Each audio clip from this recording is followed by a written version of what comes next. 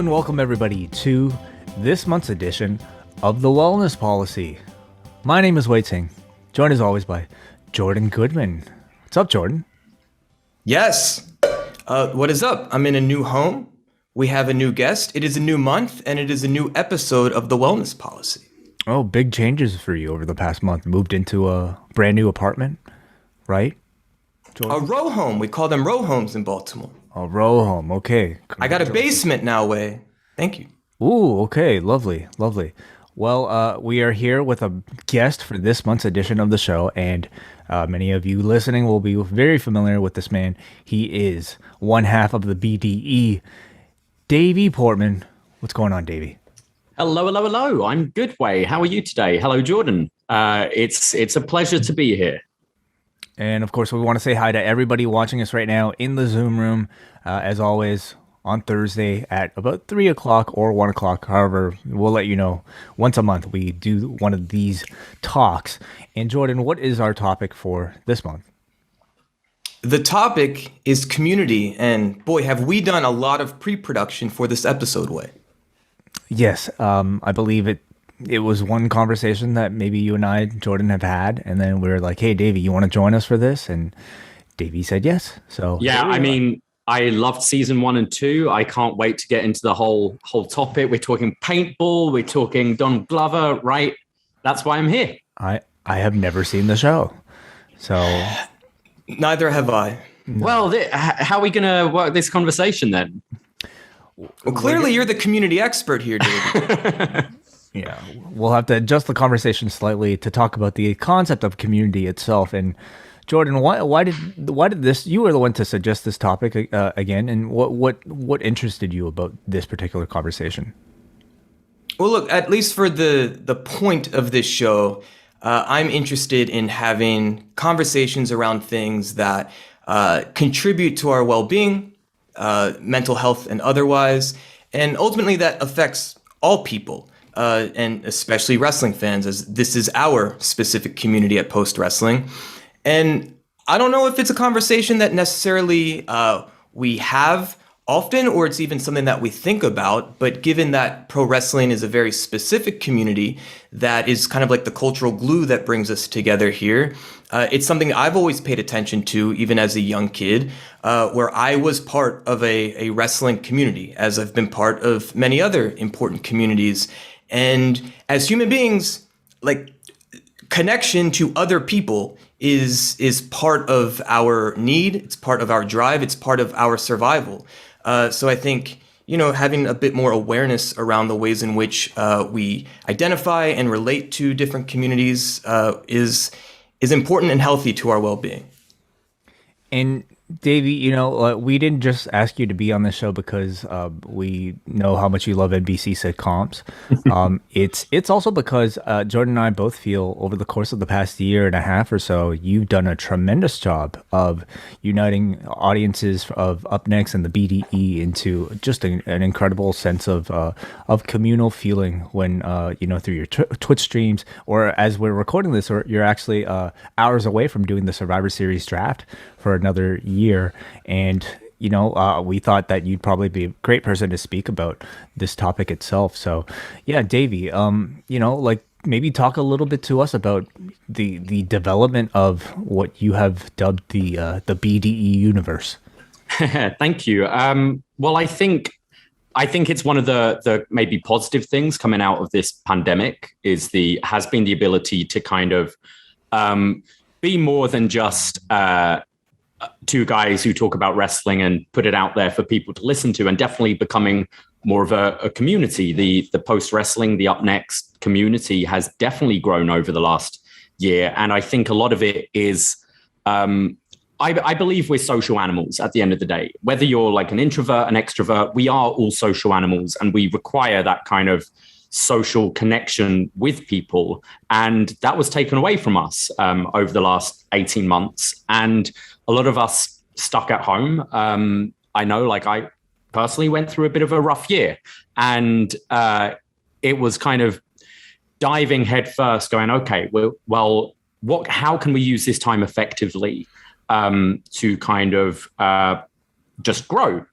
keep ourselves busy, keep ourselves entertained, and hopefully take like upNXT upper level and doing these Twitch games, doing these watch-alongs for wrestling pay-per-views and all that kind of stuff started to kind of unite with the listeners a bit more. And I mean, I can see a load of people in the room right now, like Neil Flanagan, Chris Elliott, Maddie B, Brandon, Scrump, like regularly contributing and coming into these Twitch rooms. And I kind of would consider friends of mine now. A bunch of these people I've never met, but it's definitely become a thing where we chat, like when we're not on Twitch, we chat, we have our own little groups. And I know there was kind of a Watchman chat group going on with some people within this community as well. Several secret chats. Exactly. All these secret chats where it's gone from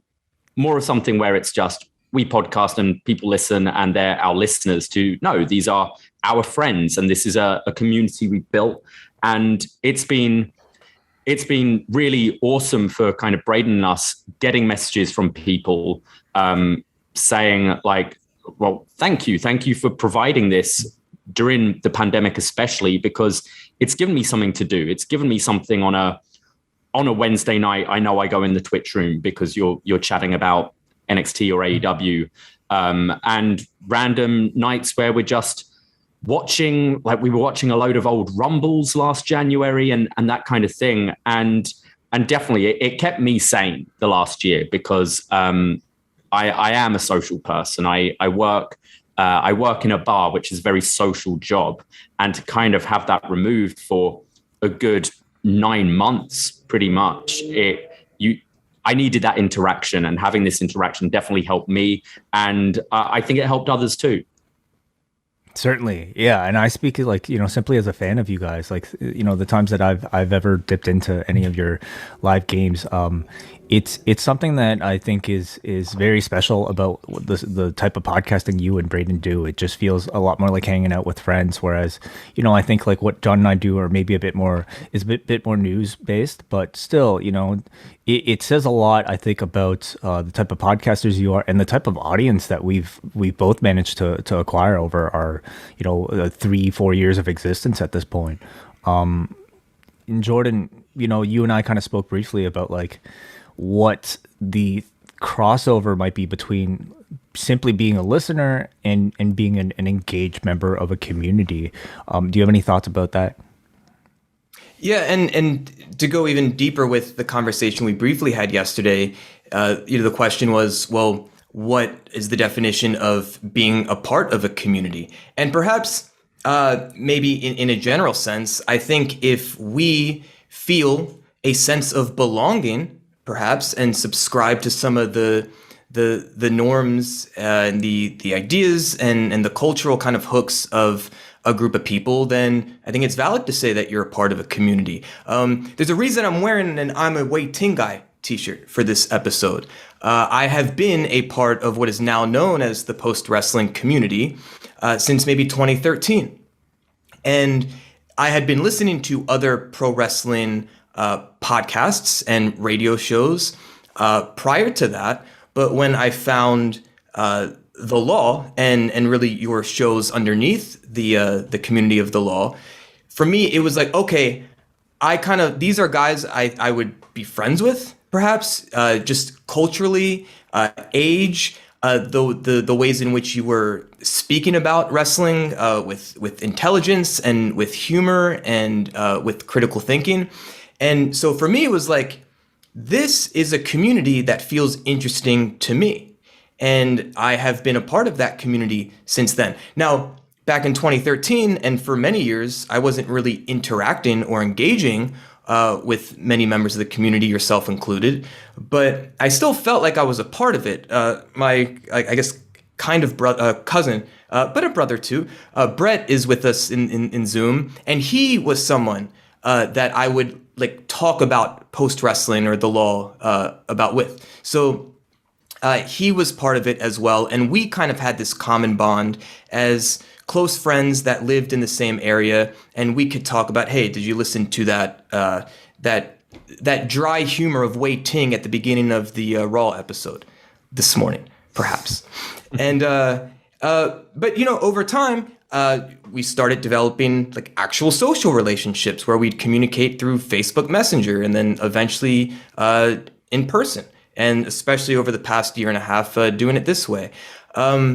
So again, I think it's really up for us to decide if we feel a connection or not to a community. And as Davey said, he's a bit more of an extrovert, as I tend to be.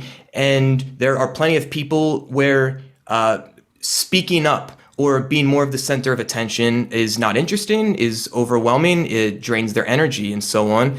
But it doesn't mean that their presence or their passive engagement is any less valid, and their sense of feeling a sense of belonging or identity within that tribe of people is any less valid. So yeah, again, I think all of us listening to this, we are here because of pro wrestling. And I think if we start thinking of our connection to pro wrestling in a broader sense around culture and connection to people, then I think we can all really start to get a sense of at least what I'm talking about when we're discussing this concept of community and belonging. Mm-hmm. Yeah, man. Yeah, honestly, like, when John and I started podcasting, I feel like there was always something surrounding, like there was a fandom surrounding the law, and I was a part of it. But I don't know how many places there were on the internet to really kind of gather and discuss, with people who also listen to the show, until like the Facebook group started popping up, until perhaps the message board eventually started to pop up. And that, I think, is when the Facebook group for me was like when we really started to like develop people that would come back, being able to institute a feedback thread, and all that. That's when we start to get a lot of repeat I suppose interactions with people, and that's when you start to build these sort of relationships, I would say, with various listeners. And it's just only grown, of course. The more we have avenues to interact. I mean, we certainly were doing like, these sort of Zoom chats in the past. We didn't have a Discord back then, and we didn't really have secret chats, I would say, with certain people. So the combination of, I think, technology like really closing in the distance between, a creator and listener has certainly really helped. And I mean, I think, Davey, you've certainly done a great job of utilizing technology to your advantage in cultivating your communities. Yeah, I think social media gets a lot of hate and a bad reputation a lot of the time, but we should also celebrate it as well, because the three of us wouldn't be having this conversation right now if it wasn't for like social media and stuff. I went to my first Wrestlemania. This is obviously a wrestling podcast. I went to my first Wrestlemania in 2014 on my own and didn't know anyone at all, didn't know how to go about getting tickets, all of that sort of stuff. So found a Facebook group, which is about kind of tickets and what to do in the host city and all that kind of thing, and started meeting people online through that. And from going to that first event, I knew what was going to be, it's a bucket list thing to go to Wrestlemania. It ended up being a yearly thing that I do. And to go for the wrestling became less and less. And to go to actually meet these people I've met online became more and more. And I would say it was, like, for me, a part of the driving factor, among other things, but moving to Canada, it's like, well, I can actually get to be as part of that community a bit more. I can go to New York pretty easily, to the Barclays Center to see a SummerSlam. I can do these different things, and kind of snowballing. That's how I met you guys as well. I listen to the Law. I hear there's going to be an improv comedy wrestling show at the Comedy Bar that you're kind of advertising on the Law. So I go, I might go along to that. I'll go along on my own. There's going to be wrestling fans there. Should be easy enough to strike a conversation at the bar. Try to strike a conversation with John Pollock and very much shoots it down and goes, here's Braden. So, and the rest is kind of history from there. But it's definitely from engaging. And I would say kind of joining that Facebook group in 2014, and being a part of that community has allowed me to kind of jump around. And now we have friends and you find other common interests. You do your MCU reviews. And I know the other day with the Spider-Man trailer coming out, there's all that conversation as well, but within this wrestling community. So for once, I kind of want to say, yeah, social media is pretty fucking cool as well. So Davey, I'm curious, you moving from the UK to Canada, was there other things that were bringing you there specifically, or was the primary purpose to be around this pro wrestling community? No, I wouldn't say that was the primary reason, but it was definitely a factor. I was working as an actor in the UK and was doing a lot of tours where I'd get to see other countries and stuff like that. And that was awesome. I always loved traveling. And the work started to dry up a little. And I found things were getting very kind of stale just in my life. And I knew I wanted to shake things up a bit. I was looking to try and move to the US to pursue acting. And the visa situation is so tough.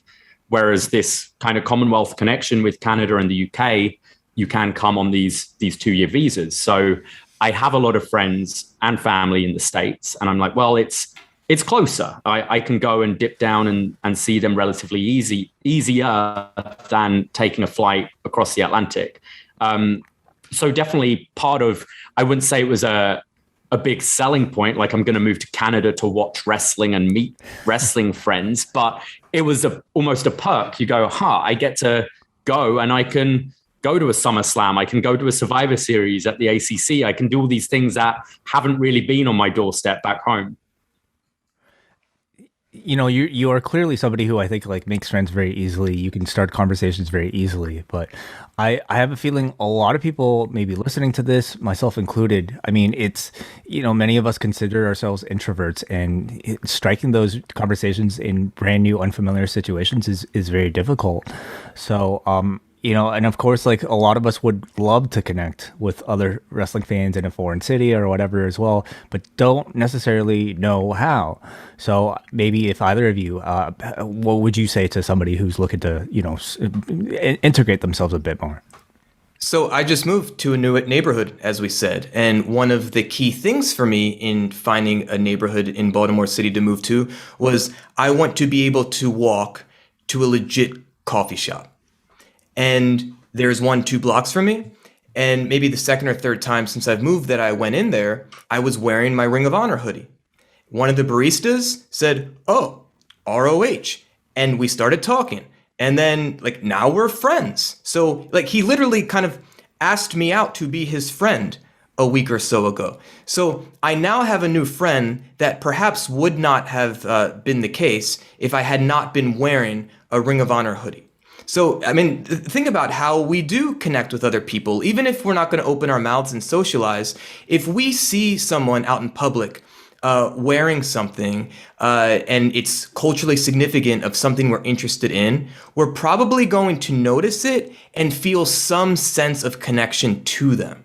So I think that's a very natural, appropriate way to do it. It's just showing the world what we are interested in.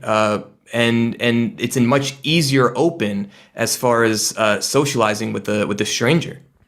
Is this the power of merchandise? The power of merchandising you've just solved, Jordan Goodman? The reason why wrestling T-shirts are so popular, band T-shirts I think so. Are so popular. And sorry, going further, like, is there a reason why, like, maybe having simply like, you know, I don't know, some sort of maybe more veiled, subtle reference on a T-shirt might be somehow a bit more tasteful than having "just bring it" or like "always pounding ass" like on the shirt? Does that not? I don't know, man. In '97, as like a 13-year-old, that shit was pretty cool. Wait, I do know what you mean, though. I think I always say the wrestling shirts I like are ones I can wear out and aren't blatantly a wrestling shirt. It can just be a cool design. And one of my friends in the city here, I saw at a bar wearing a Kenny Omega shirt. And this is pre-AEW. So obviously within the wrestling world, like, you know who Kenny Omega is. But to the wider world, I think he's pretty niche. And it's just a cool shirt with the Omega symbol. And I'm like, hey, Kenny Omega. And he's like, you know, Kenny Omega? And yeah, you start chatting about that rather than Austin 316. And it's like, oh, this wrestling guy. Right. Wrestling shirts are kind of like filters. You know, you're filtering society to see who the wrestling fans are that you might be have like-minded tastes with. And I guess, you know, either like a shirt that's too popular, like an NWO shirt, it might not necessarily be a great filter anymore because it filters so many people, and it might not be indicative of, you know, who that person, how deep of a fan that person is. And also, I think there's just something to be said about like fashion. You don't want something that just is either ugly or is too loud that it just attracts maybe unwanted attention. I tell you what, a shirt. Sorry, Jordan. I was just going to say, but it depends. Maybe if you're going to attract other people interested in that kind of thing. So for me, if I'm going out in public or a wrestling show, it's not in my interest or nature to like walk around with a replica championship belt. Like that takes a specific type of personality to do that. I'm not going to judge that or criticize that. But there are people that do that, and I'm sure they meet all kinds of people because they're walking around with the replica title. Maybe people want to take a picture with it. Maybe people are collectors of them, and they start chatting that way. But I guess to your point, there are all kinds of different ways in which we can visually express our interest in wrestling. And that's going to help attract to us the people that probably have the most in common with us. What were some of your earliest maybe entries into various communities based off of your fandom of certain things or otherwise? I'll start with wrestling, and I've been into wrestling since I was maybe 5. And I think the first show I ever went to, I was 6. So I had been to probably 15 shows, or maybe even more, prior to the story that I'm going to share. But this one just resonates and comes to mind first. Kind of that's relevant to the conversation we're having. The only WCW event that I ever went to was a Great American Bash at the Baltimore Arena. I would guess maybe 98, I'm thinking. And it was the 7th match, that best of 7 series with Booker T and Chris Benoit. Wow. That's what I remember. What I also remember, I was young, like a preteen, and my mom had taken me, and I was walking to the bathroom by myself. And this was height of NWO, and I had grown adults passing by me, like too sweeting me. And I'm thinking like, oh, these are like cool grown men, and I'm some like small punk ass kid. They don't know me, but they are like including me in their tribe. And it was that sense of connection and feeling I was part of a community with strangers that made me feel like, oh, I belong here. I feel valued here. I feel respected here. Like, this is fun. And for me, it was like, yeah, these are my people. When I go back to school tomorrow, or when I go to eat at Chili's the next night, I'm not going to feel that sense of cultural connection to the other people around me. I think Chili's needs its own hand sign. You know, Chili's, like a C, maybe. Chili's. You know what? This could be a perfect opportunity. I'm a big fan of. I don't go to Chili's, but I'm a big. I would bet money on a Chili's bump in the near future. We don't have Chili's in Canada. I don't believe. You have a Chili's 2? Chili's what? Chili's. A Chili's 2, TOO. These are found in like malls and airports. Way. It's like a sequel to Chili's. Essentially, like we could do a Express. I guess would be yeah. Wow. But there's Panda Express. But is there a Panda proper? True. I don't think so. I don't think so. We do need a Chili's here.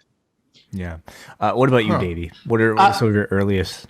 Yeah, I mean, I think similar to kind of wrestling was the TV show Lost. That for me was just a show that just sparked my imagination. There were always kind of like wrestling. You go, okay, where's it going? Where's it going next? What's going to happen?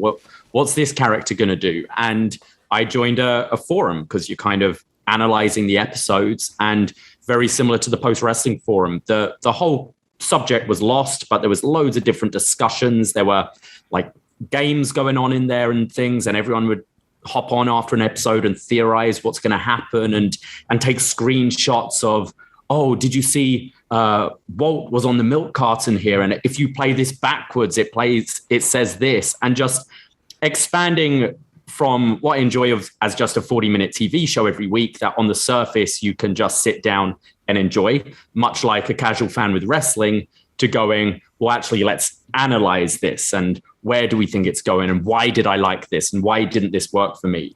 So I feel that was definitely one of the first kind of, I'd say, online communities I've joined. I've always been part of kind of clubs like tennis clubs, drama clubs, music, that kind of thing, where just actually physically with people that you meet every week, which I highly recommend doing. But yeah, definitely Lost was a big thing, joining those forums back in 2004.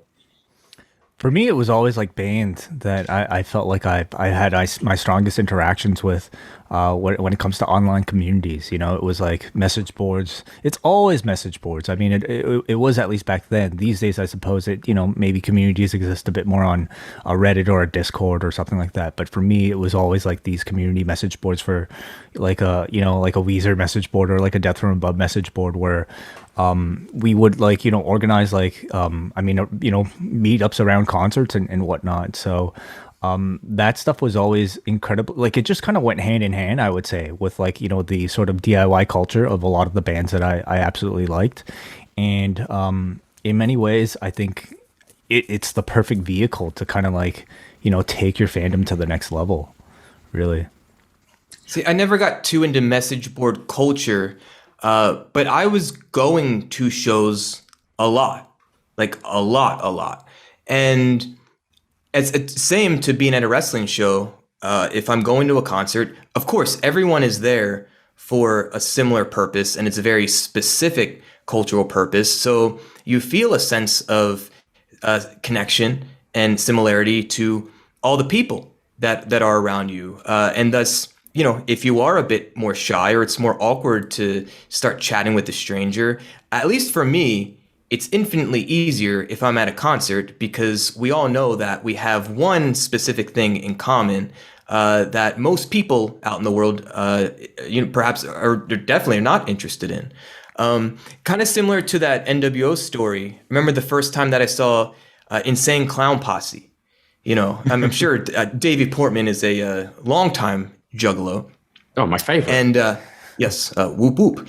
And even the way I found ICP, dude, I was in a record store as a teen, and the Great Malenko, that CD had just come out, and the entire back of a pro wrestling magazine was promoting this album.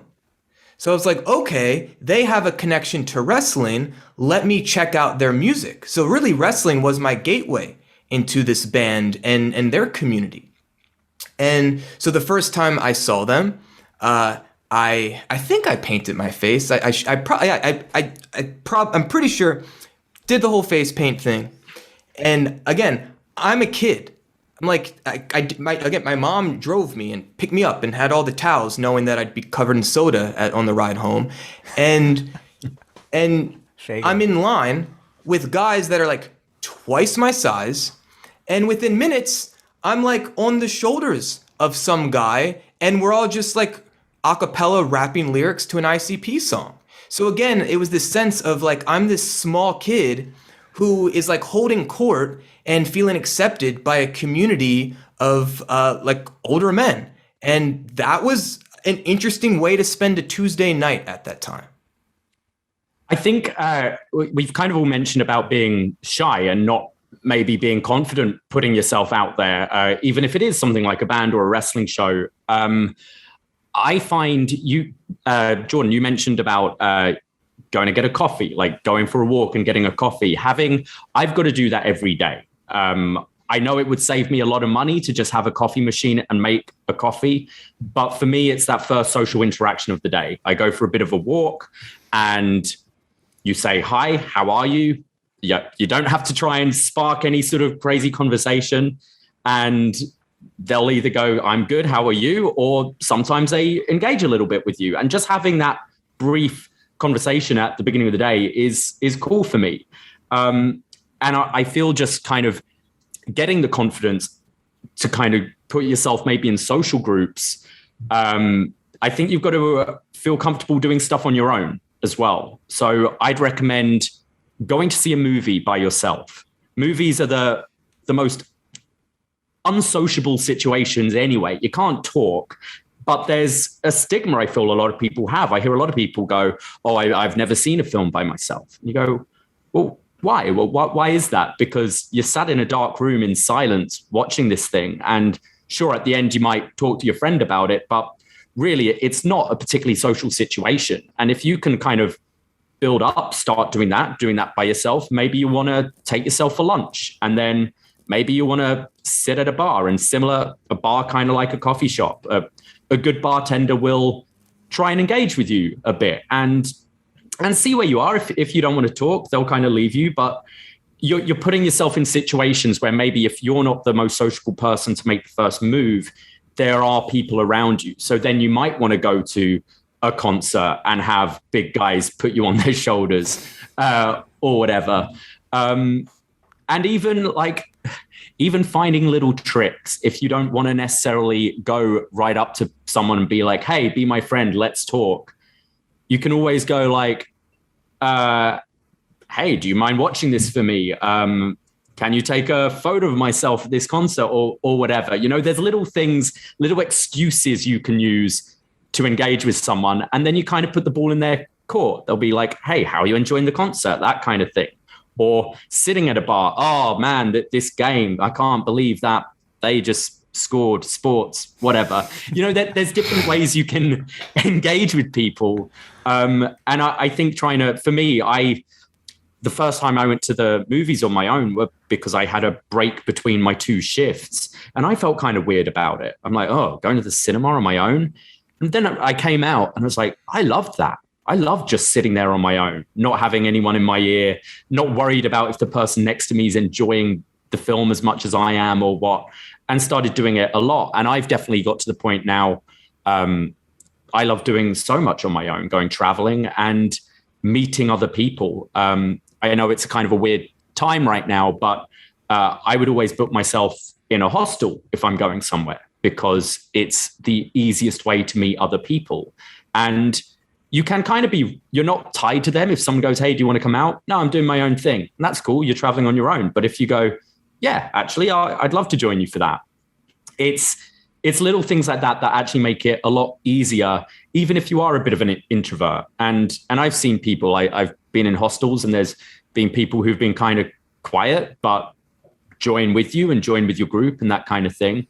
But yeah, it definitely is stuff you have to build up and making that first step, doing some little activities on your own rather than just being, I'll just stay at home. No one wants to do anything. So I'm just going to stay home and scroll through Netflix again. Davey, I'm curious, because I would imagine a lot of people who perhaps have this type of social anxiety where it feels more vulnerable to attempt to connect with a stranger. I think a lot of people like that, and the times in which I feel that as well, because we're all human and have experiences like this. Often I'm stuck in my head because I'm perhaps afraid of judgment from the other person.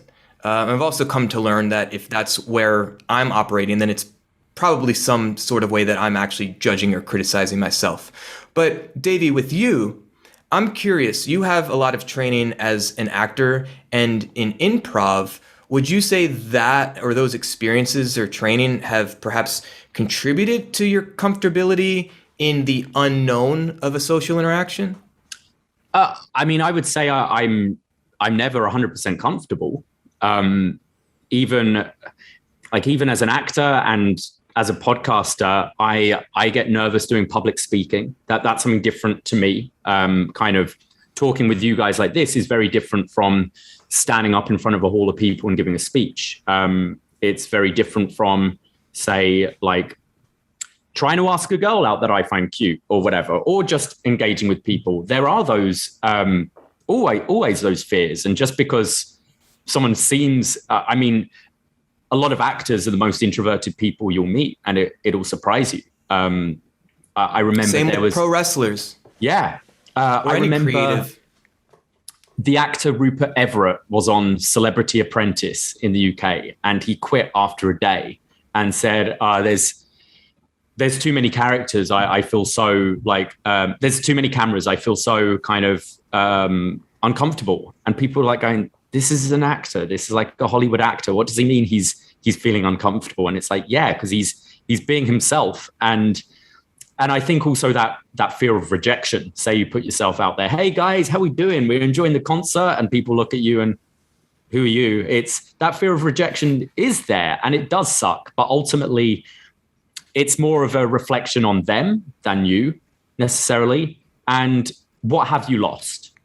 You've had someone say, no, I'm good. I don't want to talk to you, maybe, which in the moment can suck, but really you haven't lost anything from it. I mean, in some of those situations, like if I'm, eating at a restaurant by myself, or like if I'm going to a concert by myself or something like that, I'm just honestly thinking, how many times have I been to a concert, or have I eaten at a restaurant, and I paid attention to the single person sitting next to me or across from me doing that by themselves? For me, it's zero. I don't give a shit about what other people are doing. And knowing that, I think you start to feel that nobody really is paying attention to you either, or at least like no one cares enough to judge you for going to this thing by yourself. If anything, I think people, I always feel like a sense of admiration for people who like are confident enough in themselves to be able to do those things on their own, or to me it tells me how much they truly love that band or want to see that movie in order to just deal with perhaps the social pressure of not going with somebody and just seeing it on their own. Yeah, and sometimes I prefer that. I've gone to concerts myself. I went to Bonnaroo many years in a row, and I would always go down. It was an 11-hour drive. I went with the group of people, but it's not like we all hung together 18 hours a day, 4 days in a row. Like, for me, it was fun to have the freedom to just be open to whatever social experiences were presented to me, and not feel like I had to consider one or two or six other people, and if they were interested in kind of going that direction socially in that moment.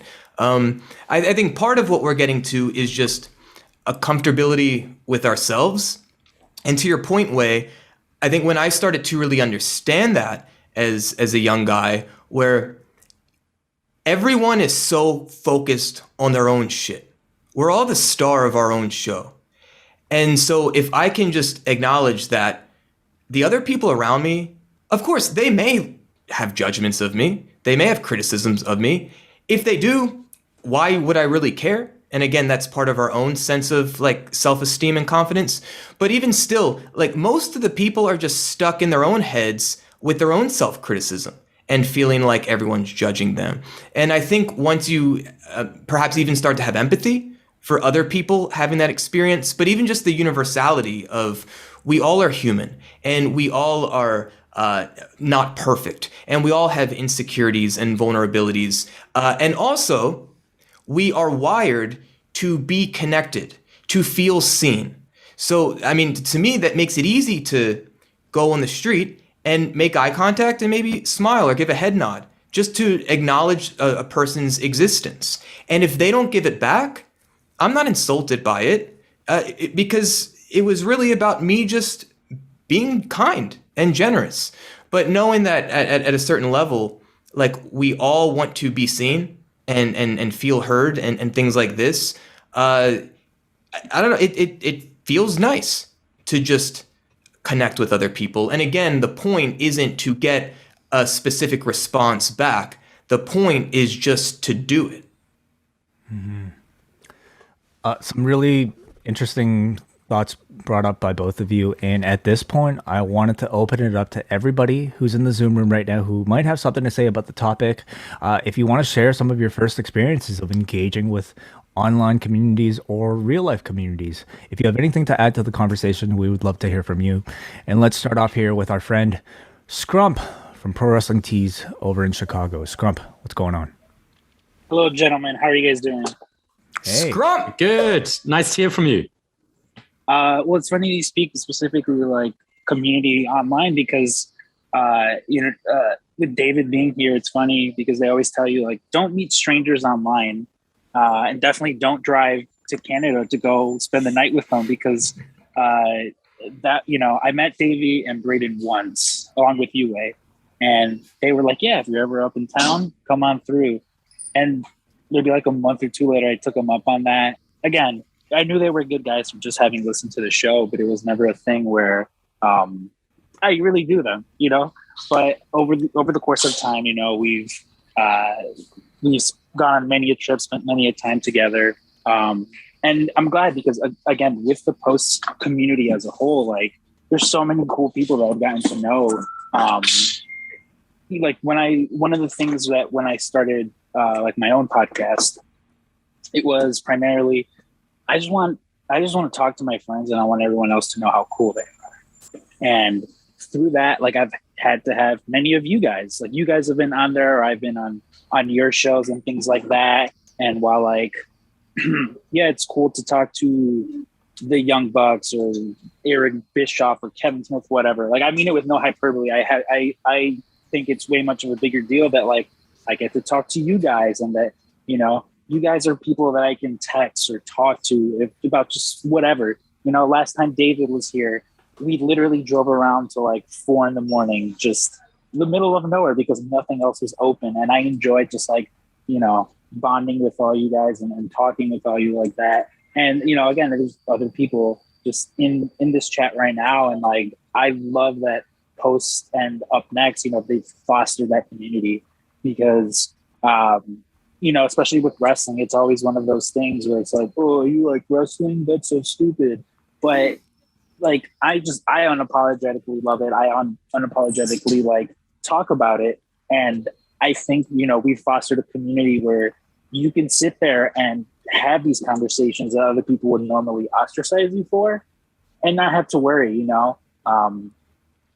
it's just, I really, again, like following you guys over from the law, like, it was a bummer that kind of ended, but it's almost like, well, it's kind of good that it did because like Post has sort of grown into its own specific thing. And like, it's just sort of just brought us all together. And although I don't like watch all the weekly shows or watch everything that everyone reviews, like sometimes I just want to listen to you guys talk about a, UWF show that I'm never going to watch, but just, hearing you guys talk about it, it's almost like I'm just sitting in on a conversation with my friends, Thank you so much, Scott, for sharing that. And to me, like what you've just hit on is, I didn't even think about it when we're talking about the topic of community, but to me, like podcasting is directly like, it fits so well, I think, with just the feeling of being a part of something else, because podcasting to me, at least our form of podcasting is very much just like,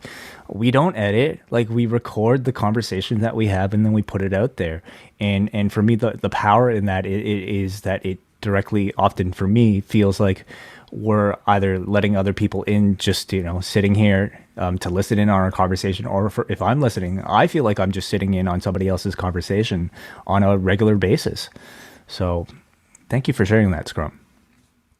Of course. Yeah, look, and even go ahead, Scrum. No, go ahead, Jordan. I was going to say, so I still don't know, Scrump, if we have met in person. We may have at a New York bar after G1 Supercard, but assuming that we have not met in person, I would say you're like a good friend of mine. Even though we don't really talk that often, but through social media, we end up communicating pretty regularly.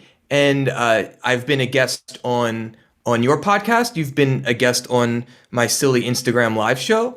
And through the community of wrestling, and more specifically through the communities of POST Wrestling and upNXT, you and I have been able to meet, and it's been a joy, especially of this pandemic, to just feel a sense of being in community with you. I think we might have met at that bar. I still don't remember. But no, yeah, like you're also someone, like I said, I consider like a good friend. And yeah, it is just, I mean, I guess we are now in an age where, you don't have to meet people to, become friends with, because I mean, even someone like yourself, we're not that far away from each other. I could just get in the car right now and drive over there and we can hang out and stuff. But through the podcast and stuff, it's a lot easier to do that. And I guess especially when we were all at home through the pandemic, that sort of did make it, a lot easier. Like with your show, again, that was another thing with your show. Like David talked about public speaking, being afraid of speaking. Like I sit down every week and I record myself talk, but like doing it on Instagram Live when God knows who can just tune in and see and hear, that was like a little intimidating. And I think we like hit the max limit. Like I was like, all right, maybe I'll do this for half an hour, 45 minutes. And I think you and I probably talked for 3, maybe like 4 hours, something ridiculous like that. But it was because like, I was comfortable enough with you to like just be able to do that, where normally I wouldn't just like, hey, here's a live stream of me just speaking for, 2-3 hours. Well, thanks, man. And I think an important point too that we haven't really touched on yet is this sense of community leadership and community building. So when I'm doing like a comedic absurdist Instagram live show, I am facilitating that social experience. Just like when Davey is going to do his Survivor Series draft game tonight, he's hosting a specific social experience, just as this wellness policy, us here live in Zoom as a group of people, we are facilitating, and there's a different sense of expectation. There's just a different vibe, whether we're doing this or something a bit more playful or absurd. And like so much respect I have for someone like Davey and Way, especially during a pandemic where I was living alone and social contact with other people was not safe for myself and especially for others. You guys helped provide like social experiences for me. And again, I'm so passionate about a topic like this because it is in our biological nature of survival to feel connected in these sorts of ways. So I guess maybe a broader point I'm trying to speak to is that it's the community builders and the social facilitators that are kind of leading these experiences. This is how we kind of pick and choose what resonates with us, what feels good or not to us. And I'm glad you shared that, Scrump, because again, what I was offering you in that experience was complete absurdity on a tightrope, complete improv live on the internet. But I wanted people to feel safe with me in it. I was clear that I'm playing the clown in this interaction, and I want people to just have a fun time. Jordan, I mean, just to kind of add to that, I mean, like maybe it takes us providing sort of the platform, but I mean, it very much is up to, I think, people like yourself to reach out. So, I met you, I suppose, through this whole thing, and specifically, I only heard you speak through Davey's podcast that he did with you earlier last year, and that in turn has kind of grew into our own friendship. So I think it very much requires people to take that step forward as well, including the people that are choosing to call in right now. So including Scrump as always. So we thank you very much for the call. Of course. Thank you guys. Thanks, Scrump. Let's go up next. We have a few calls here and a few favorites of the Post Wrestling audience. And for that, of course, we go to New Jersey. Hopefully this man is still around. Brandon, are you there? Hello? Hello, Brandon. Hey, what's up, man? How are you? Great to talk to you. Great to talk Sure, to you. likewise. Yeah. So the thing with community is, I mean, if you would have told me that I would have I would be like really good friends with a majority of the people that are either in that chat room right now or in whoever that are in this conversation right now. I would have laughed at you because before 2019, when I went to Toronto for the NXT show before it turned into a allegedly. shithole. Yeah. But yeah, I'm a total introvert, and I would have never made that journey. And it turned out to be a great time. I mean, especially when they abandoned me after the show. We had a show to record, Brandon. But you know what? I ended up at a great Haitian restaurant called Rum Corner. So I had some oxtail that night. It was great. But so let's go back. I mean, so for you, like, you know, you're saying like, you know, the act of getting up there for our for the upNXT pre-takeover party, and then you were supposed to make an appearance, I suppose, at our live podcast that me and John did. That was clearly, something that was very unusual and a big step for you. Can you maybe take us back to like, you know, like your feeling of like before walking into perhaps the bar, and then subsequently maybe the decision to not show up to the live podcast the day after?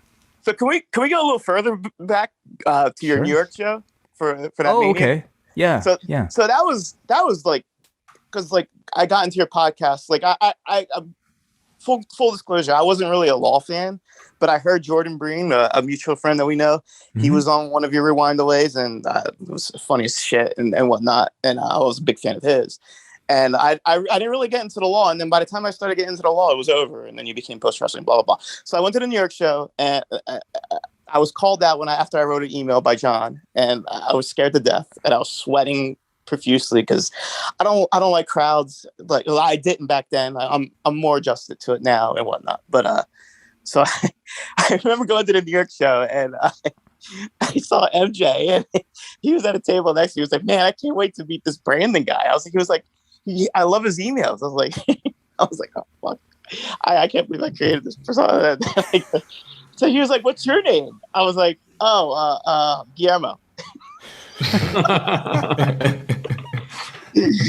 And so you guys did your thing, and then you did the meet and greet, and then we shook hands, and John was disappointed I didn't ask a question. I was like, I was very embarrassed. I didn't want I'm new to this shit. Okay, so the Toronto thing, like the whole trip up there, I was scared to death, like because I never traveled abroad like alone. Like I usually either traveled with friends or family and whatnot. Because I don't know, I was never accustomed to traveling alone. It was a new thing. So when I went there, it was different. Everything's different. And we were going for the meetup, and I was scared to death again because I was like, these people on the internet are calling me out because they like my nonsense, and I'm like, what have I done? And it was scary. But then when you get there and you start talking to them, it becomes a vibe and whatnot. And everyone was super super chill. I missed John and WH, but because I was late because Bank of America cut my funds because they thought that someone was jacking me for fake charges. So I had to do a whole thing to get my Uber to drive me there. It was all cleared up and whatnot, and it was fun. It was great, and I told myself that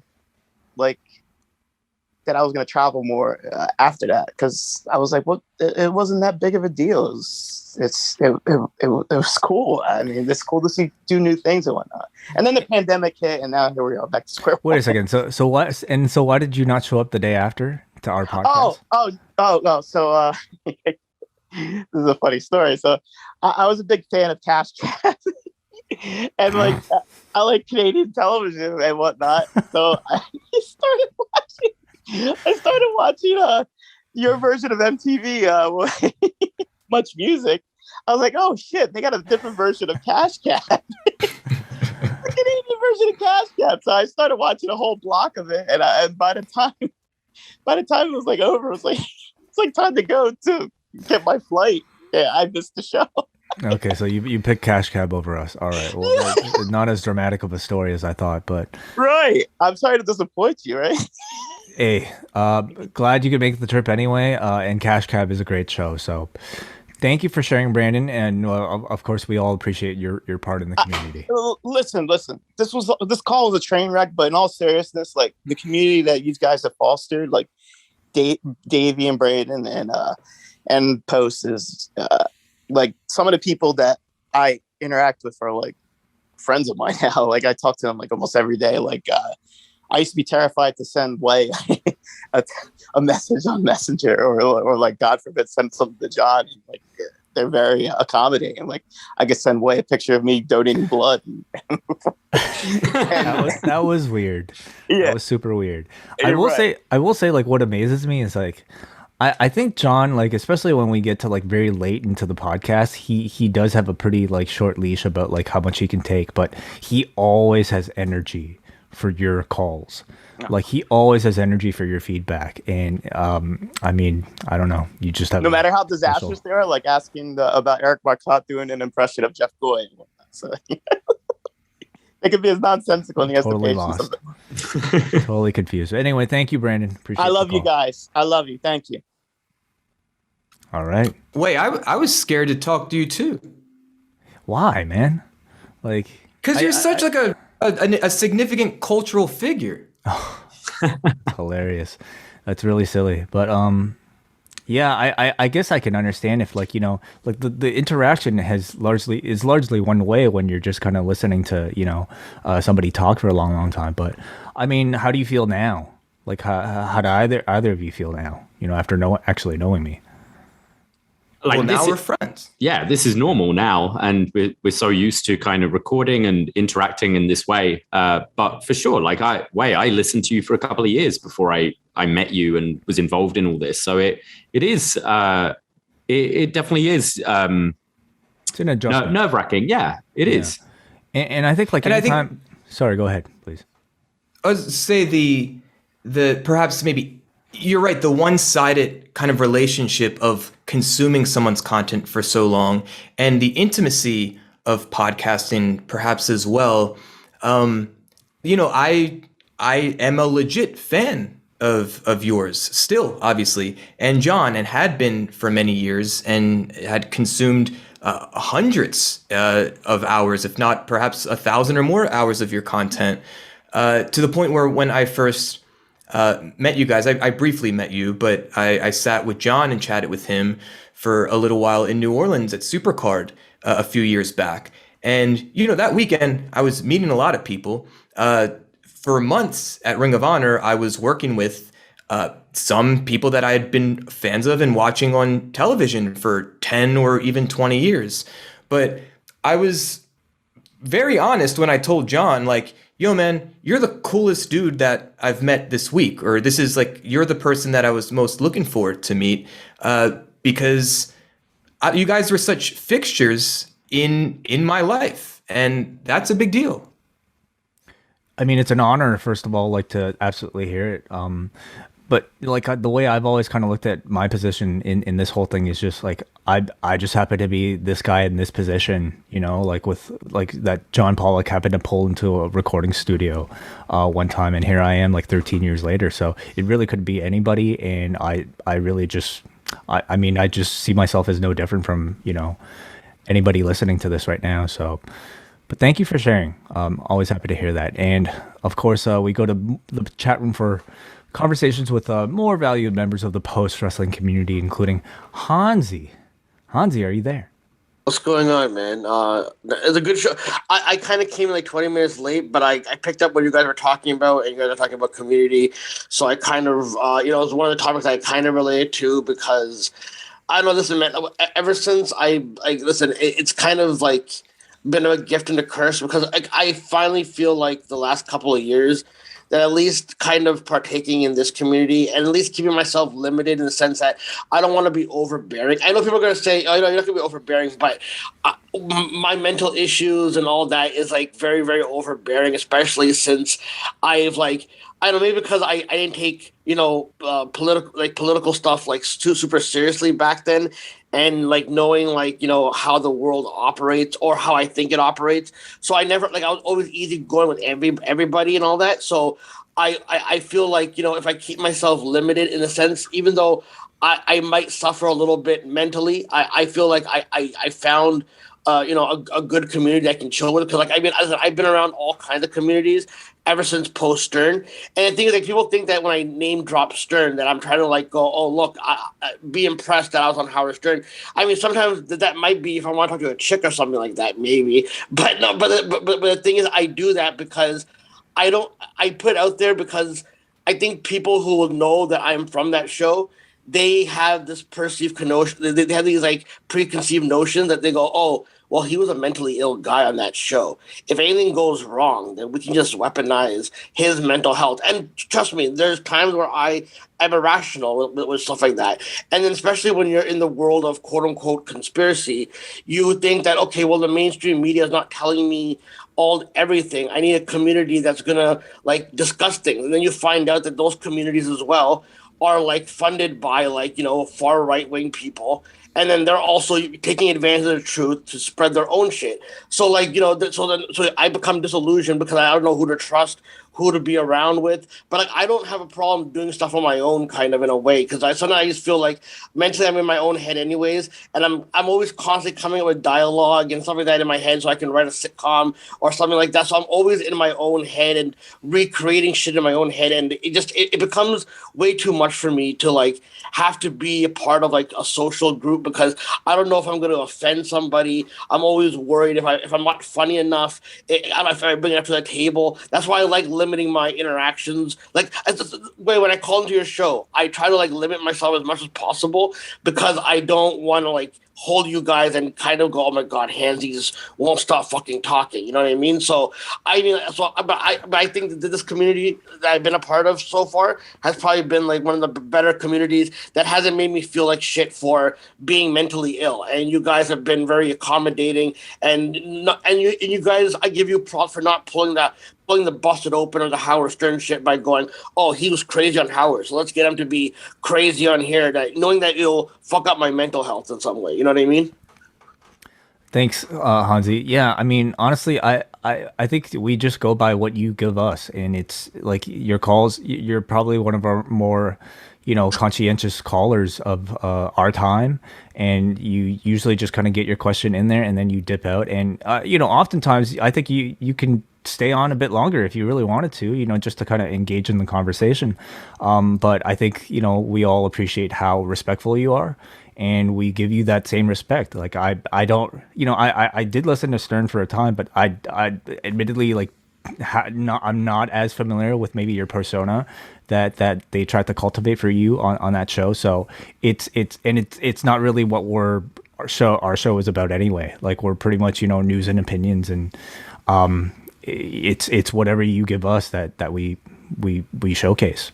No, and listen, I appreciate that, and I also appreciate you guys like not just you guys, like the law in general, for opening the door to be cool with other people, because there's a lot of really cool people from this community that like I don't get talked to super often. Like I like Jordan, I like Davey, I like Braden, I like all these, I like all the people like Scrum, I like Brandon from New Jersey, I like all these guys, whatever, you know what I mean? Like so like I'm thankful that you guys have introduced me to like nicer people also who are just trying to be peaceful and trying to just find their own community, because I actually dig that, and I wish there was more people that did what you guys did instead of trying to chase the overly controversial things all the fucking time. You know what I mean? So I appreciate you guys for all the work you've done, and this is probably one of my favorite communities to be a part of. And I'll leave you guys with that. Thank you for the good show as always. All right. Thank you, Hansi. It's important as well to like recognize if a community you're trying to get into is not giving you that respect, and to get out of there. Like as I said, I listened to the law. I've listened to you guys like a long time before joining it, and I only know of Hansi through you guys, through this show, and he always treats you with respect. And you hear like Hansi's been open about time on Stern and stuff. And it's like at school, you know, you're hanging out with a bad crowd. Find the community that accepts you. And I think Post within this like wrestling world is pretty unique in the fact that it is pretty welcoming and accepting. And as Wei said, kind of you just feed off of what they give you. And if you treat us with respect, we're going to treat you with respect, and try in any kind of situation. If you realize that maybe it's a one-way thing, get out of there. It's their loss at the end.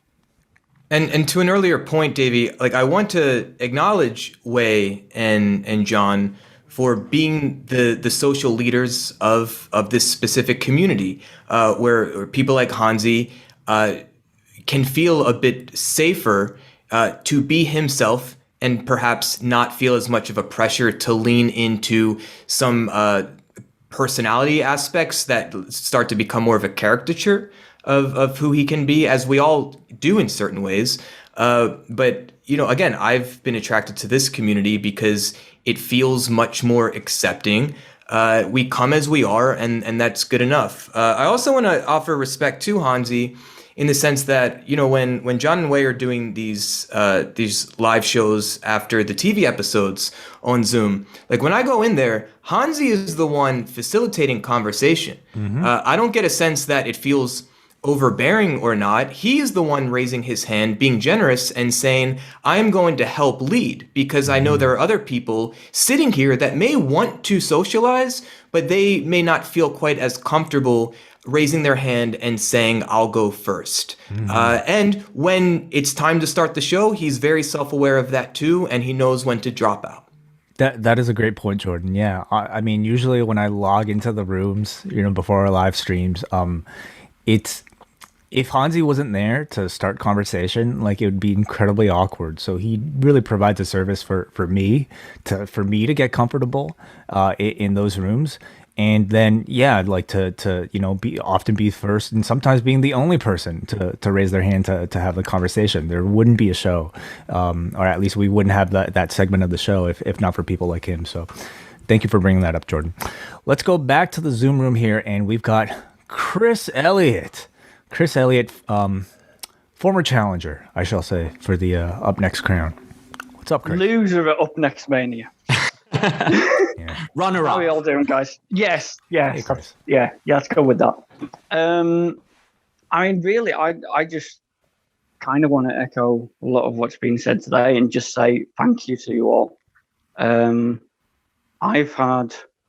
think I've been kind of open with everybody here that with my own experiences with my mental health, and I dare say that if it wasn't for this community, I don't know where I would have been. Sorry to kind of bring it down like that, but it's just the way that it kind of feels to me, and I know that it's kind of boosting my confidence in a way. Like if you'd asked me at the start of this pandemic when everything was kind of kicking off, when we were going into lockdown, and if I ever thought that like a year later I'd be sending video of me and my family to some guy in Australia to do a video for some online quiz, I'd have called you insane. And sorry to cut you off, but like your promo was fantastic, and of course Dickie did a tremendous job. But like that was some of the best stuff I've ever seen. That came out of a supplementary podcast. Like it's insane. It was so a true baby face. Yeah. Well, thank you, but it's helped me along just due to the fact that the relationships that I've got with of some of the members of this community, some of which I will, as same with what Brandon was saying earlier, it's people that I talk to pretty much every day, through like group chats, through Discord, through whatever, and it's just, I will say it's improved my. I still obviously have my struggles, but it's improved my mental health. just having a group of friends, even something just if something goes wrong where I can just rant to somebody and say, look, this is what's, shit's hit the fan at work or something like that. And someone's always kind of there to go, Chris, look, you'll be fine. Everything's cool. And that really, for me, is the benefit of community, where you can have your own troubles and you can have people that are there that will help you along. But at the same time, if those same people that you rely on have their problems, you're there to back them up in the same way that they're there for you. And that's something that I know that this community has been for a lot of people. And I will say for everybody that it's helped, especially over the last year and a half, thank you for building the community to what it is. Thank you for putting yourself out there as well. Like it is a two-way thing, and you've always engaged with us. Like you're a name that popped up in feedback and stuff before we were doing more of these live video things and actually talking to each other regularly. So thank you, because you helped us this year as well. As much as we may have helped you, you definitely helped us, and all the work you put in and embraced the kind of crazy idea we had with upNXT. Like it's not all us, it's you, Chris, as well. It's all the people that engage in this community. It wouldn't be a community without you guys, right? Yeah, absolutely. Just like for me, like seeing somebody like Chris's contributions to everything that you guys do, it's so incredibly impressive. Like just for me to have, I would say like these pretty well formed, I think, identities of people that aren't necessarily on the podcast, but are like have personalities and have roles on the podcast. Without necessarily being there to break down any pro wrestling show. I feel extremely lucky just to kind of be associated with this incredible cast of people that have put themselves out there and are either tremendously entertaining or insightful. And it's something I'm probably, John and I are both incredibly proud of, to even get the ball rolling on it all.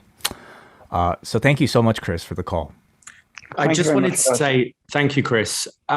Chris putting out there as well, sort of being comfortable to share with friends you made through like POST and upNXT when having a shitty day and vice versa. But what's so awesome about this isn't just a Canadian, North American podcast group. This is worldwide. And what is great is any time of the day, I work crazy, weird hours. I know I can log on to like one of our chats, to the forum, to the Discord, whatever. Someone's always there within this community.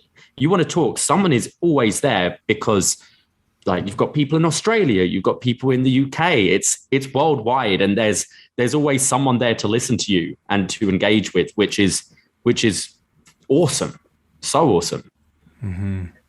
Chris is really speaking to this village mentality where we all take care of each other.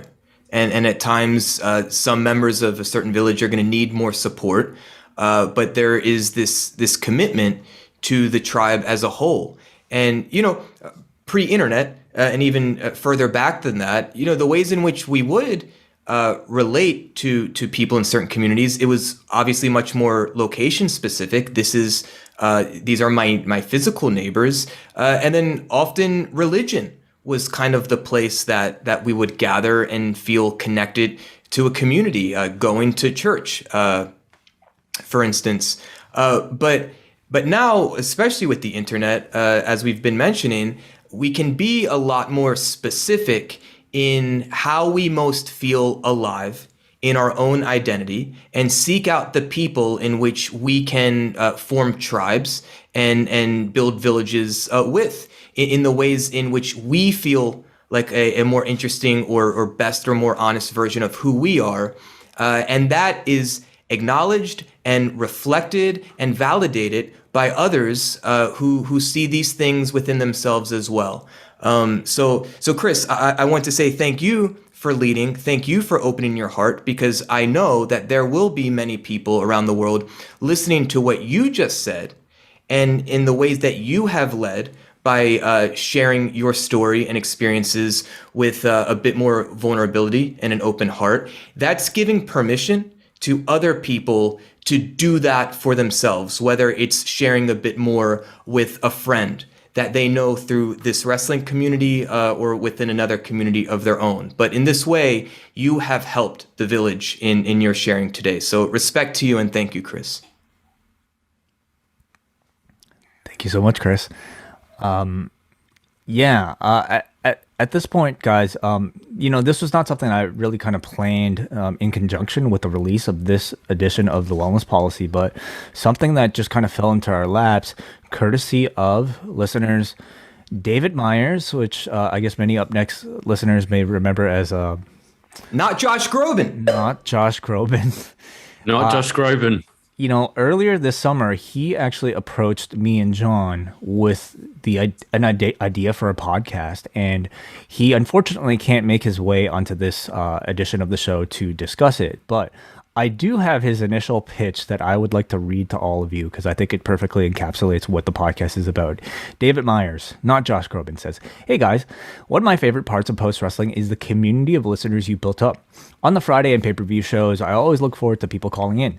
Neil, Colby, Hansi, and so many more. Often I wish we could hear from them more or learn more about their stories. I wanted to pitch you an idea. A monthly podcast interviewing active/prominent members of the Post community. Bruce Lord and I would co-host. It's a format I've done successfully for other shows with an active listener base, and I think there would be demand for it here.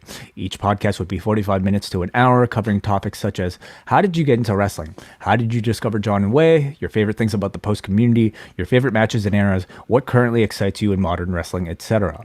If the concept is of interest, we'd be willing to record a demo so all of us could see how it could work in practice." And I am very pleased to announce, if you have not heard already, because I actually did announce this earlier in the week on Rewind Away, but we are going to debut this podcast on the Post Wrestling Café feed Saturday. So if you're listening to this right now, and if you go over to postwrestlingcafe.com on Saturday, postwrestlingcafe.com on Saturday, you will find the first episode of the Postmarks podcast, hosted by David Myers along with Bruce Lord. And their very first guest for their first episode is somebody that our audience knows very well and might not have been able to hear from as much lately. But thankfully, even though David wasn't able to join us here, this man is the first guest of Postmarks podcast. And here to tee it up is our man, Neil Flanagan. How you doing, Neil? I'm doing well, guys. How are you? I thought I'd turn my camera on so that Brandon could have a laugh at my curtains. He seemed to enjoy my curtains last time I made a video. So wow. I just happened to be in, this happens to be the room with the brightest lighting, and it's pitch dark outside. So that's why. Nice to see you. But yes, lovely to see you all. Again, yes, you've teed it up perfectly. Way, not Josh and Bruce got in touch with me and said, we have this idea. We'd like to give a sort of a proof of concept, a kind of a pilot to John and Way and see what they make of it. And I'll be honest, and David will tell you this, I wasn't completely sold on the idea. And the reason for that was, and I'm not trying to be falsely humble, I just sort of thought, who cares? Who's going to want to listen to me be interviewed? But then I call bullshit, Neil. I'm the first who's going to download and listen to this episode. I'm interested, Neil. Like that's who, like I had a chance to listen to it. I thought it was a wonderful conversation. I got to learn a bit more about you, how you discovered the podcast, but also how you discovered professional wrestling itself. So, I mean, if you're asking for an audience, like I count myself among them. Thanks. That's very kind of you guys. And I did get thinking then, if someone wants to chat to Matty B for 45 minutes or an hour, I'm in, or Chris Elliott or Chris Leone or Dickie Bird or, you name it. There's a whole bunch of people out there. So when I'm on the listener side of things, I can see the appeal to this show. So I had a good time talking to them, and I hope people like it. You know, it was Cards on the Table. It was recorded a little while ago, not months ago by any means, but long enough ago that I don't really remember what I said. So we'll see what people make of it. And I would like just to say, because I would have called anyway on this show, to say that thank you guys for creating the platform for this community, because I was a listener pre-post, hard phrase to say, and it was quite a passive experience just listening to the podcasts. I know there were the pro boards, but I wasn't really a member and didn't follow what was going on there. And I just feel like, you know, these platforms have sprung up. There's the upNXT Facebook group, the forum, of course, and the Discord, and they all have their own appeal in certain ways. You know, the Discord, you can go onto voice chat, share your screen, you can just send little short messages, all of those sorts of things. And I have made genuine friends in this community. Dickie, I've mentioned, as well as being super talented, he's just a lovely guy. He can give me lots of advice about technology and gaming, and you know, can be a bit of a shoulder to cry on. Chris Leone is a fantastic guy. He just introduced me to Twitch in a big way. Joycey, who was on the who was here earlier on, who's from just down the road in Ireland. And next time UFC come, I'm going to go to a show with him. Brandon, of course, a many-layered man, and a person who, first time I got chatting to, I didn't really know, I'll be honest, didn't really know what to make of Brandon. Was he just a persona or a bot, you know? But he's far from that. He's there are many layers to him. He's a really good guy. Jesse from the Six, somebody goes back a long way with you guys, and he's not super active on the Discord or anything like that, but just somehow managed to get into very regular contact with him. We chat about football, politics, the environment, all the things he's interested in. Wrestling's the connective tissue that brings us all together. But what I have found, which I think is interesting, is that the Watchmen direct message group was brought up earlier on. That has nothing to do with wrestling, and that was WH and Scrump were two of them. And Mike Murray were all sort of founders of that chat. So we talk about all sorts of things. I talked to WH about Doctor Who, about comics, movies, you know, all these sorts of things. You guys talk mad shit in that group, from what WH tells me. So it's true. Yeah, it is true, and it's a secret chat I want to enter the most, but I also don't. So it's fine. It's a weird friendship. Yeah, I mean, I've been chatting to WH like on Skype and stuff, but while he was still in Japan, and I feel really honored, because what was said earlier on about being a little bit frightened. I remember very well my first call into the cafe hangout and being nervous as shit and like, what am I going to say to these guys? You know, and doing the whole first time, long time, you know, stumble nonsense, you know. And now I like to think that even the luminaries of Post, you know, I've got a friendship with Phil, who's introduced me to MMA. It's Eric as well. Andrew and Thompson and Bushby had me on their show. You know, it was amazing to me. WH had mentioned Braden and Davey, of course, had me make them watch a film about a gay guy coming of age in a sort of high school rom-com, which I knew was out of their comfort zone, but also I knew was a really good film that I thought they would enjoy, and I think you guys did, you know. And Jordan helps to keep me sane, just on the on this show and in social media, and in the sort of laughter is the best medicine sense as well, because I love your sense of humor, and way you and John, of course, you know, because, you know, I never thought I would. 6-7 years ago, I never ever thought I'd see the day where I'd be chatting with you offline about the state of democracy in Hong Kong, or giving you toothbrush recommendations or stuff like that. It's very, very weird, you know. Oh yeah.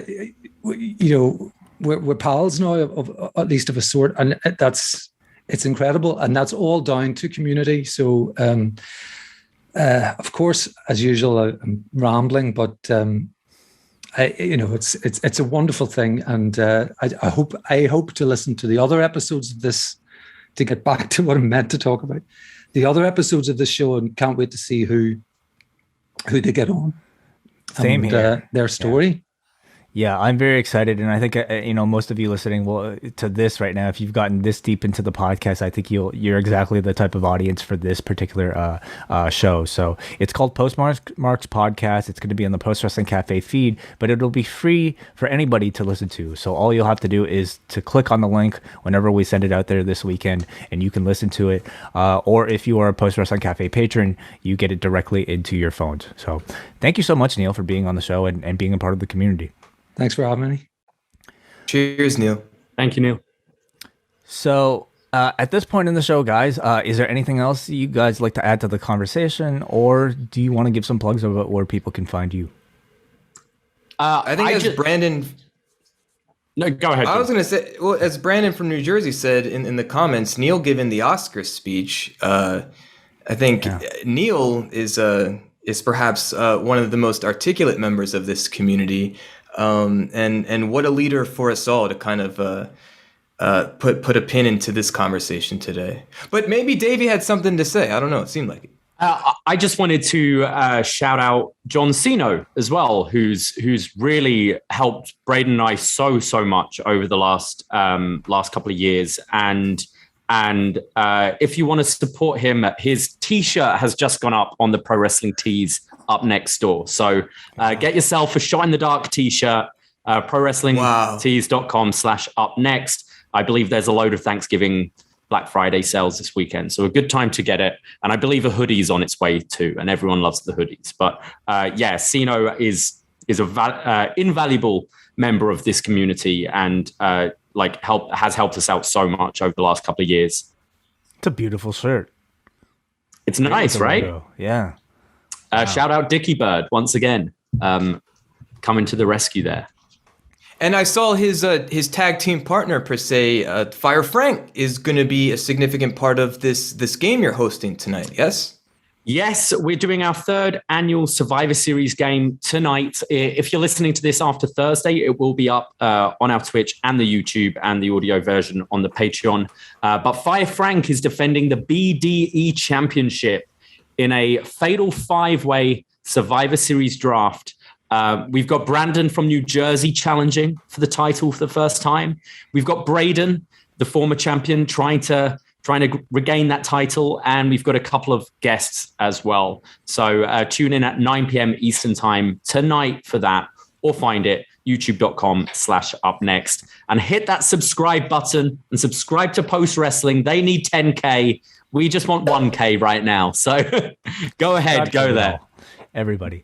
Thank you so much for joining us. Of course, you can find Davey at Davie Portman on Twitter, at upNXT Podcast. Jordan Goodman, where can people find you? At Papa Roach on Snapchat.com. So next month, the wellness policy returns. Yes, we're going to do it again? Yes, I think so. Yes, I had almost forgotten. Yes, I think we will be back. I mean, have been a full year of the wellness policy in December. Did it go by quickly? Kind of, yeah. In some ways, yes. In some ways, no. But I feel like it was only a few weeks ago that we were reading about and attempting to publicly discuss the concept of flow. Yes, that was almost an entire year ago. So what will we be talking about in December? So I think we agreed it would perhaps be an appropriate time to reflect not only on what we have helped create in these discussions and in the community around the wellness policy, but even, I guess, more broadly, we're at some sort of pivot point, it feels like, with this pandemic after the past year and a half or so. It feels even like a couple years at this point. And I think it might be a nice time to maybe start to reflect on what that experience has been like for us and the ways in which we have evolved due to this situation. Perhaps even looking at what are some of the gifts that this obviously horrific experience in many respects has offered to us in the ways in which we were forced to change, and maybe spend some time to look within and ask, hey, normal is not normal anymore. So what's normal for me, and what sorts of things that we accepted as normal aren't working for us, whether in lifestyle or career or relationships or otherwise. So I think that's like a general kind of frame that will, paint the picture within. I don't know. But kind of reflecting on what this global pandemic has been for us, and what the future looks like for us in 2022. It's another show that I don't anticipate us having too many pre-show conversations about. And you know what? Like, if these past couple shows are any indication, I think this is the best way to do this podcast. Like having the topics that we kind of understand but don't fully understand until we actually go in and record. So it's a bit nerve-wracking, but at the same time, it's also quite exciting and makes the whole show a bit more organic. So thank you so much for both of you guys for your time. And if you've listened this far, thank you so much for listening. And hopefully we'll see you next month. Goodbye.